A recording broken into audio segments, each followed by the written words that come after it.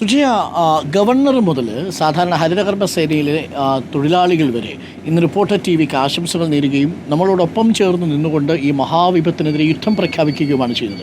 ആ ഉമ്മ വന്ന് നമ്മളോട് പറയുമ്പോൾ ആ അമ്മ സുജയുടെയൊക്കെ കയ്യിൽ ഇങ്ങനെ തളർന്നു വീണ് കരയുമ്പോൾ നമ്മുടെ മനസ്സിൽ ഒരു വലിയ ചോദ്യം വരുന്നുണ്ട്. ഇതിവിടം കൊണ്ട് തീർന്നാൽ പോരാ, ഇനി എത്ര ദൂരം നമ്മൾ സഞ്ചരിക്കണം, എത്ര വെയിൽ കൊള്ളണം ഈ സമൂഹത്തിനൊരു തണലായി മാറാൻ എന്നൊരു വലിയ ചോദ്യം കൂടി വരുന്നില്ലേ സുജയ? നോക്കൂ, നമുക്ക് ഭയം എല്ലാവരിലും ഉണ്ട് എന്ന് ബോധ്യപ്പെടുത്തി തന്നൊരു യാത്രയായിട്ടാണ് ഞാനിതിനെ കാണുന്നത്. നമ്മൾ വന്ന് കണ്ട എല്ലാ മനുഷ്യരുടെയും ഉള്ളിലൊരു ഭയമുണ്ട്. ഇത് നാളെ എൻ്റെ വീട്ടിൽ സംഭവിക്കാം.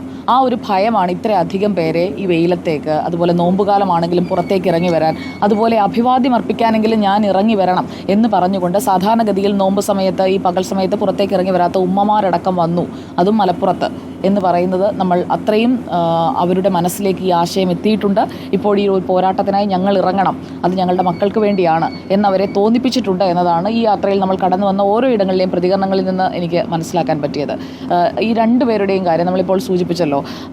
മുഖം വ്യക്തമാക്കാതെ പറഞ്ഞ ആ ഉമ്മയും അതിനുശേഷം നമുക്ക് കുന്നമംഗലത്ത് സംസാരിച്ച് ക്യാമറയ്ക്ക് മുന്നിൽ തന്നെ പൊട്ടിക്കരഞ്ഞ് നിങ്ങൾ ഇത് അവസാനിപ്പിക്കരുത്, നിങ്ങളിത് തുടരണം, നിങ്ങളിലാണ് പ്രതീക്ഷ, ആ ഒരു വാചകം നമുക്ക് എടുക്കാമെന്നാണ് ഞാൻ കരുതുന്നത്. അതായത് നമ്മിൽ പ്രതീക്ഷ വയ്ക്കുന്ന ഒരു സമൂഹം പുറത്തുണ്ട് എന്ന് നമ്മളെ ഓരോരുത്തരെയും ബോധ്യപ്പെടുത്തുന്നത്. നമ്മിൽ എന്ന് പറയുമ്പോൾ റിപ്പോർട്ടർ എന്ന മാധ്യമ സ്ഥാപനം മാത്രമല്ല, എല്ലാ മാധ്യമങ്ങളും ഒരുപോലെ എടുക്കേണ്ട ഒരു കൂട്ടുത്തരവാദിത്തമുണ്ട്.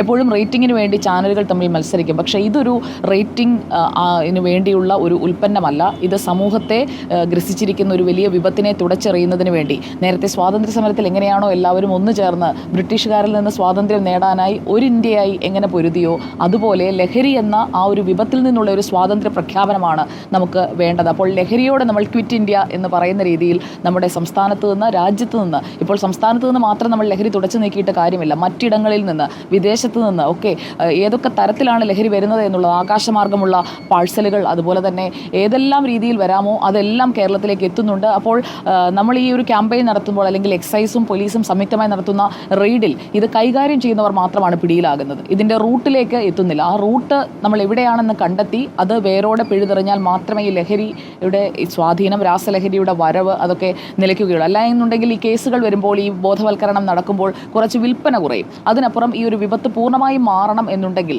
അങ്ങനെ മാറിയാൽ മാത്രമേ ഇന്ന് നമ്മൾ വന്ന് കണ്ട ഓരോ കണ്ണിലുമുള്ള ആ ഭയം ഇല്ലാതാവുകയുള്ളൂ. കുറേ ആളുകൾ നമുക്ക് പിന്തുണ അറിയിച്ചത് നമ്മൾ ഈ പോരാട്ടം ഏറ്റെടുത്ത് അത് ഇത്രയും പരസ്യമായി നമ്മൾ പറഞ്ഞുകൊണ്ടേയിരിക്കുന്നു എന്നതുകൊണ്ട് കൂടിയാണ്. മറ്റു മാധ്യമങ്ങൾക്കൊക്കെ ഒന്നോ രണ്ടോ ന്യൂസ് സ്റ്റോറി ആയിരിക്കാം, പക്ഷേ ഇത് നമുക്ക് ന്യൂസ് സ്റ്റോറി അല്ല, ഒരു ലൈഫ് സ്റ്റോറിയാണ്. ഓരോ മനുഷ്യൻ്റെയും ജീവിത കഥയായിട്ടാണ് നമ്മൾ ഇതിനെ എടുക്കുന്നത്. നമ്മളെ വന്ന് കണ്ട ആളുകൾ പറഞ്ഞ കഥകൾ, അതുപോലെ തന്നെ വാർത്തയായി വരുന്ന ഓരോ കാര്യങ്ങൾ, പിടിക്കപ്പെട്ടതിന് ശേഷവും ഇതേ പാതയിലേക്ക് വരുന്ന കൂടുതൽ പേരെ ലഹരിയുടെ പാതയിലേക്ക് കൊണ്ടുപോകുന്ന ഒരുപാട് പേർ ചുറ്റുമുണ്ട്. അങ്ങനെ ഒരാൾ എൻ്റെ വീട്ടിലുമുണ്ട്. എൻ്റെ മക്കൾ തെറ്റ് ചെയ്യില്ല, എൻ്റെ കുഞ്ഞ് നല്ല കുഞ്ഞാണ് എന്ന് പറഞ്ഞുകൊണ്ടിരുന്ന അമ്മമാരടക്കം തിരിച്ചറിയുന്നു, എൻ്റെ കുഞ്ഞ് അത്ര നല്ല കുഞ്ഞല്ല, എൻ്റെ കുഞ്ഞ് ചെയ്യുന്ന തെറ്റ് എനിക്ക് തിരുത്തിയേ പറ്റൂ, കാരണം അത് എൻ്റെ വീട്ടിലും എൻ്റെ ചുറ്റുപാടുമുള്ള സമൂഹത്തിലും എൻ്റെ മകനാണ് അല്ലെങ്കിൽ എൻ്റെ മകളാണ് വിപത്തായി മാറാൻ പോകുന്നത് എന്ന് ഓരോ അമ്മയും തിരിച്ചറിയുന്നു. അത് വനിതാ ദിനത്തിലെ ഏറ്റവും വലിയൊരു തിരിച്ചറിവായിട്ടാണ് ഞാൻ കരുതുന്നത്. ലിംഗസമത്വത്തെക്കുറിച്ചാണ് ഇന്ന് വനിതാ ദിനത്തിൻ്റെ സന്ദേശം. അപ്പോൾ അതിനും അപ്പുറം നമ്മൾ കൊടുത്ത സന്ദേശം വളരെ വലുതാണ്. അത് സമൂഹത്തിലേക്ക് ഇറങ്ങിച്ചെന്നിട്ടുണ്ട്.